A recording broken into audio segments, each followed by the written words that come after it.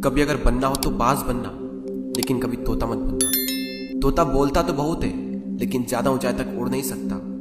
बाज बोलता बहुत कम है, लेकिन सबसे ऊंचाई पर उड़ता है और बाकी पंछियों का राजा होता है एक बाज। आज मैं आपको 5 ऐसे पॉइंट्स बताऊंगा जो कि हर इंसान को बाज से सीखना चाहिए और लाइफ की बहुत बड़ी लर्निंग है इन 5 पॉइंट्स में। पहला लेसन, ईगल फ्लाई अलोन। बाज अकेले उड़ता है और बाकी पंछियों के मुकाबले सबसे ऊंचाई पर उड़ता है। बाज अकेले उड़ेगा, लेकिन कभी भी चिड़िया और छोटे पंछियों के साथ नहीं उड़ेगा। बाज हमेशा या तो बाज के साथ उड़ता है या फिर अकेला उड़ता है। और इस समय यह सीख मिलती है कि छोटी सोच वाले लोगों से हमेशा दूर रहें और अकेले रहो, क्योंकि यही वो समय है जब खुद को जानने का असली मौका मिलता है। दूसरा लेसन, बाज का विजन बहुत ज्यादा क्लियर होता है और बहुत ज्यादा स्ट्रॉन्ग होता है।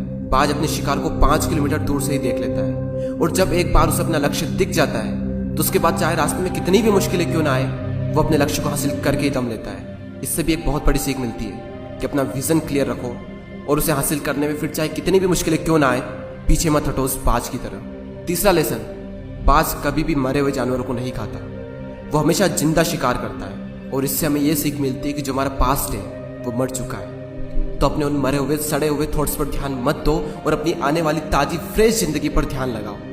अपने पास्ट की पुरानी यादें जो तुम्हें तंग करती है उन्हें वहीं रहने दो जहां पर उसकी जगह है, और तुम्हारे पास्ट की जगह है तुम्हारे पास्ट में, उसे वर्तमान में जगह मत दो।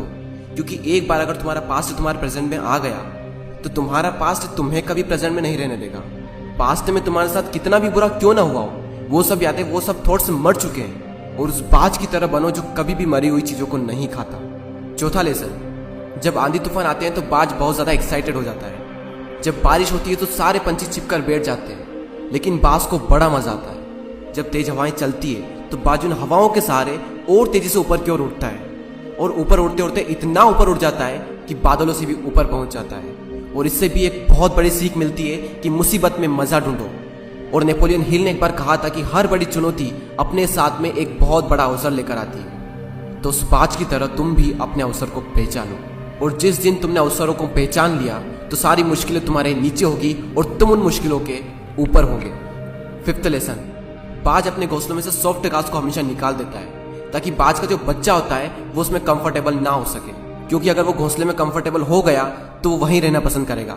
लेकिन बाज ऐसा कभी होने नहीं देता। बाज एक पंछी है और उसे भी ये बात पता है कि there is no growth in comfort zone. लेकिन हम तो इंसान है ना, और इंसान होने के बावजूद भी कई सारे लोग इस बात को समझते ही नहीं। आप जितना ज्यादा कंफर्ट जोन में रहोगे, आपकी लाइफ आने वाले टाइम में उतनी ही ज्यादा अनकंफर्टेबल हो जाएगी।